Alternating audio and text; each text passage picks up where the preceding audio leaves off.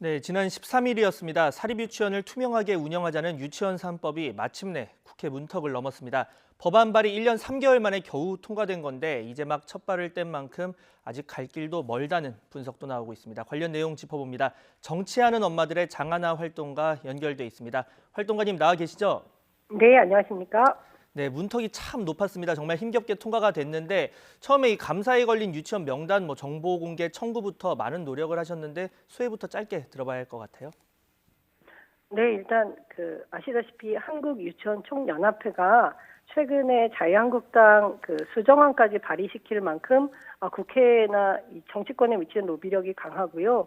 거기에 맞서서 평범한 엄마 아빠들이 이제 이런 유치원 3법이라는 큰 변화를 만들어낸 게 가장 감격적인 부분 같습니다. 이후에도 평범한 다른 시민 여러분들도 정치에 관심 갖고 또 목소리 내시는 게 참 좋을 것 같다는 생각이 듭니다. 네, 처음에 명단 공개 청구하실 때 이렇게까지 공론화가 오래될지 좀 생각을 해보셨나요? 전혀 생각 못했고요. 전혀 생각 못했고 그냥 계란으로 바위치기다라는 생각을 저희끼리 하면서 그래도 가만히 있으면 안 되겠다. 사립유치원의 비리가 만연해 있는데 어떤 유치원이 비리를 저질렀나 이 이름만 감춘다는 국민 알 권리도 너무 침해를 하고 또 무엇보다 비리 유치원의 아이들을 보내는 부모나 특히 아이들에게는 너무 부당한 일이잖아요. 그래서 이름이 뭔지 알아야겠다. 이렇게 소박하게 시작한 것이 이런 큰 법 제도 변화까지 왔네요. 네. 네, 뭐가 달라지는지부터 핵심만 짚어보겠습니다. 그러니까 공공성 강화라고 볼 수가 있겠는데 이 부모가 그러니까 자녀 잘 돌봐달라고 낸 돈 또는 이 국가 보조금을 이제 그걸로 인해서 이제 원장이 명품 가방을 산다거나 이런 일들이 이제 없어질 수 있는 겁니까? 그렇죠. 근데 실제 없어지는지 아닌지는 실물 감사, 현장 감사를 철저히 해야 됩니다. 네. 예전에 이런 명품 가방, 외제차 이런 거에 돈을 쓴 걸 어떻게 하라냐 한다면 유치원 교비 회계 장부에 명품백 영수증을 첩부를 하는 겁니다. 누가 봐도 비상식적이지 않습니까? 네. 이거는 초중고등학교 학교 장부에 명품백 외제차 관련 영수증을 첩부한 거랑 똑같은 것인데 사립유치원은 그게 문제인지도 몰랐던 것이죠. 이제 에듀파인을 씀으로써 그런 일은 없어지지만 예컨대 납품비리 있겠죠. 식재료나 교재교구 사면서 세금 계산서는 크게 받아놓고 실제 실거래가는 작게 해가지고 뒷돈을 빼돌리는 방식 이런 것들은 에듀파인으로 잡아내기 사실상 힘들고요. 그러니까 교육당국이 계속 철저한 감사해야 된다라고 주장합니다. 네, 어쨌든 그러니까 돈을 이제부터는 아이 돌보는 데 써라. 그러기 위해선 수기 말고 이제 회계 시스템을 국공립 유치원에 준하게 이제 사용을 해라. 이런 부분에서는 의미가 크게 있겠네요. 그렇죠. 유치원 교비 회계가 사립유치원 이사장 원장들 쌈짓돈 아니다 이런 거를 법으로 확실히 규정했으니까 큰 변화가 생겼다고 저희는 봅니다. 네. 그리고 또 처벌도 이제 강화가 될 텐데 횡령이나 유용시의 형사처벌 그리고 또 이런 처벌을 받은 사례가 있으면 다시 유치원 차리는 것 이런 것도 이제 제약이 좀 생기게 되는 겁니까? 네, 이제 이름 바꿔서 이제 간판만 바꿔 달고 다시 재개원하는 이런 것들도 이번에 법으로 바꿨고요. 또 과거에는 교비 회계를 사적으로 유용했을 때도 실형을 살게끔 할 수 있는 조항이 없었는데 이제 2년 이하 징역, 2천만 원 이하 벌금 이렇게 그 조항이 생겼습니다. 하지만 많은 언론에서 알려진 만큼 수백억 대의 유치원 비리도 현재 있습니다. 그런 수백억 대 비리에 2천만 원 벌금은 너무 작다고 다들 느끼실 텐데요. 네. 그래서 횡령죄 적용을 하도록 하는 이런 법 개정이 21대 때 또 이루어졌으면 하는 게 저희 바람입니다. 그러니까 처벌이 좀 실질적으로 더 수위가 높아져야 된다, 현실화돼야 된다 이런 얘기를 해주셨고, 자, 또 보자면 이렇게 바뀐 그러니까 유치원 3법이잖아요. 법이 3개인데 이 3개가 저마다 적용 시기가 조금씩 다릅니다. 이렇게 적용 시기가 다른 이유는 뭐고 또 현장에 이 혼란은 없을지 좀 궁금한데 이 부분 짚어보자면요. 저는 학부모고 제가 교직원은 아니기 때문에 현장 혼란을 좀 가늠하기 힘들지만 에듀파인의 경우 좀 적용 시기를 교육부가 정부가 좀 의도를 가지고 이렇게 앞당겼다고 보여지고요. 예. 아마 다른 모든 학교 급식법이나 사립학교법보다 에듀파인 도입이 앞서 말씀드린 대로 어쨌든 사립유치원 비리 이제 잘못된 근간을 바로잡는 가장 기초적인 조치이기 때문에 에듀파인을 3월부터 좀 앞당겨서 한 게 아닌가 그렇게 생각합니다. 네.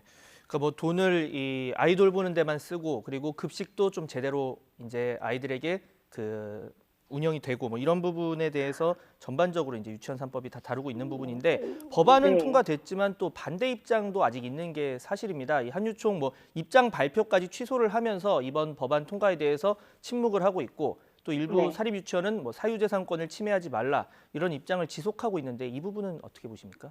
네. 이 논란이 바로 1, 2년 이상 계속되어 논란인데요. 그 유치원이 교육기본법상의 학교입니다. 그러니까 초, 중, 고등학교가 똑같은 교육기관인데 사립 초, 중, 고등학교가 시설 사용료를 받은 사례도 없었고요. 또 그 교육이라는 공공 어떤 서비스를 제공하는 교육기관의 어떤 책무를 다하게 하고자 이제 법제도가 계속 강화됐는데 여기서 사립유치원만 계속 예외적으로 특혜를 누려온 겁니다.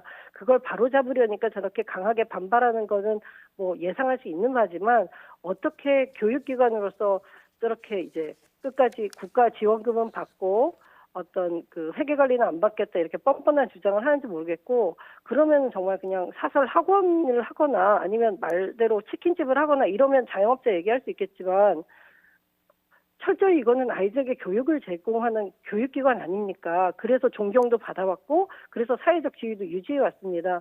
이런 그 엉터리 주장을 국민들이 다 그 받아들이지 않았고, 그래서 유치원 3법이 이렇게 천신만고 끝에 통과됐다고 봅니다. 이것도 못 받아들이면 저는 교육자 자격이 정말 없는 게 아닌가 그렇게 강하게 비판할 수밖에 없네요. 그러니까 지금 이 쟁점에 이 사유재산 여부에 쟁점을 둔 게 이 시설 사용료 부분인 것 같아요. 그러니까 네. 뭐 지금 유은혜 사회부총리도 이야기를 했지만 유치원은 사업체가 아니다. 그래서 학교 뭐 개인에게 이 시설 사용료는 줄 수 없다라고 얘기를 했는데 물론 이 쌈짓돈처럼 운영하는 건 절대 안 되지만 또 공공성도 네. 있지만 그러면 이 개인 돈으로 또 땅과 건물을 매입해서 운영하는 이 사립 유치원에게 어떤 식으로 좀 최소한의 뭐 이익을 담보한다 할까요? 그런 부분이 있을 수 있을까요?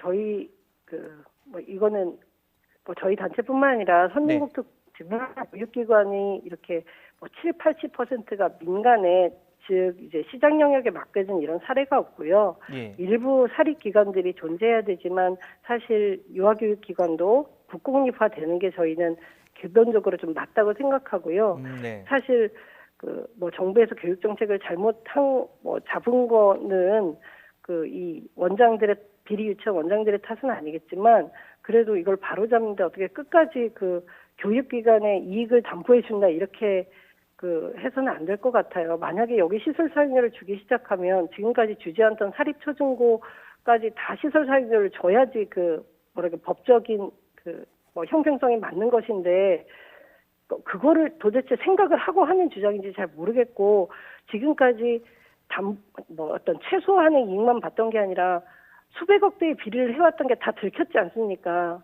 그런데도 지금 그 이익을 내놔라 이런 것들이 국민적으로 전혀 이제 설득되지 못했다. 그냥 그런 현실을 좀 깨달으셔야 될 것 같아요. 네, 그러니까 지금까지 뭐 최소한의 이익이 담보된 정도가 아니라 많은 수익을 얻었다. 그리고 형평성 등을 고려할 때 시설 사용료 주장은 좀 맞지 않다 이런 얘기를 해주셨고, 자 유치원 3법이 안착하기까지 진통도 많을 것 같습니다. 당장 네. 이 집단 폐원 우려가 있는 상황인데 이 부분에 대해서 뭐 교육부는 현장 실사를 강화하겠다는 입장을 보이고 있습니다. 뭐 그밖에 어떤 대책들이 더 보완돼야 할까요? 예, 저희 단체는 줄곧 주장했습니다. 아무리 뭐 감사를 많이 해도 일단 먹튀 폐원을 우리가 저지하기 위해서는 그 폐원 절차에 반드시 종합 감사를 받고 떠나라. 요렇게 의무화해야 된다고 생각합니다. 먹튀 폐원을 막기 위해서는 종합 감사를 반드시 해야 된다. 왜냐하면 지금까지 사립 유치원의 아주 10에서 20% 정도만 감사를 받았지 나머지 대다수는 감사를 한 차례도 안 받은 유치원이 많습니다. 즉 우리 알고 있는 비리보다 더 많은 비리가 있을 수 있는 상황입니다. 그렇기 때문에 나는 감사받기 전에 이기에 문 닫아야겠다 하는 유치원이 당연히 많겠죠. 그러면 지금처럼 뭐 감사에 걸려서 그 부당 집행 금액을 다 환수하고 특히 세금 탈루한 것도 뱉어놓고 이런 유치원들이 많았는데 감사를 안 받았던 데는 갈 때 가더라도 부정하게 이제 이득을 취했던 거는 당연히 국가에 환수하고 가야 되는 게 아닌가. 그렇게 되면 함부로 먹튀 폐원도 못할 것이다라고 생각합니다. 네. 지금 뭐 전체 유치원생 중에 77% 정도가 사립 유치원에 다니고 있는 상황인데 또 유치원 중에는 또 사정이 뭐 다양합니다. 그래서 소규모 유치원 같은 경우는 뭐 에듀파인 활용할 만한 행정력이 부족할 수도 있고 또 학교급식법 적용도 뭐 현실적으로 힘든 부분도 있을 텐데 이런 부분은 어떻게 고민해야 할까요? 일단 한 가지 사실만 짚고 넘어가자면 에듀파이는 그 사립 초중고 교사들도 하고 있는데 행정직 직원들이 하는 게 아니라 교사들도 에듀파인 통해서 자기 교실에서 탬버린 10개 샀으면 10개 이렇게 필요해서 샀다라고 교사들도 하고 있습니다. 그렇기 때문에 에듀파인이 소규모 유치원에서 못한다는 건 약간 과장된 것 같고요. 만약에 영세한 유치원들이 분명히 있고 모든 유치원이 비리 유치원은 아닙니다. 그래서 정부가 어차피 국공립을 확충해 나갈 거라면 물론 이제 학부모와 아이들이 원하는 유치원에 한해서 국가가 매입해서 운영하는 것도 당연히 좋은 대안이라고 생각하고요. 네. 근데 그 과정에서 국민들이 납득할 만한 어떤 가격이랄까요? 매입가를 책정해야 되는데 그게 국민 정서를 뛰어넘게 너무 고가를 지불하고 한다면 그러면 당연히 국민들은 그럴 바에 새 건물 짓고 새로운 유치원을 이제 만들어라 이렇게 요구하겠죠. 매입 가격 부분을 결정하는 게 이 문제의 핵심이라고 생각합니다. 네. 자, 뭐 애써 만든 법이니까 잘 시행이 돼야 할 텐데 그러면 이거 하나는 좀 이런 후속 입법 아니면 후속 조치가 꼭 필요하겠다 하는 부분 얘기를 좀 해주신다면요. 네, 아까 잠깐 언급을 했는데요. 그 유치원과 특히 어린이집 누리과정, 즉 만 3, 4, 5세입니다. 이렇게 아이들에게 누리과정 지원금이 매년 투입되고 월 1인당 22만 원씩 들어가고 있습니다. 근데 이게 지원금이라다 보니까 한번 그 유치원 회계로 들어가면 그 법적으로는 유치원 주인, 이사장 돈처럼 돼버려서 횡령죄 적용을 못합니다. 그래서 저희는 누리과정 지원금이 아니라 보조금으로 법적 형식을 바꿔야지만이 이거를 아이들에게 쓴 게 아니라 사적으로 썼을 때는 똑같이 횡령죄나 특정 경제범죄 그 특경법 적용을 해서 징역형도 살게 하고 이제 비리의 규모가 클 때는 큰 형량으로 처벌할 수 있다. 그래서 지원금을 보조금으로 바꾸자라는 주장 계속 해 나갈 계획입니다. 네, 오늘 말씀 감사합니다. 정치하는 엄마들의 장하나 활동가의 말 들어봤습니다. 오늘 연결 감사합니다. 네, 감사합니다.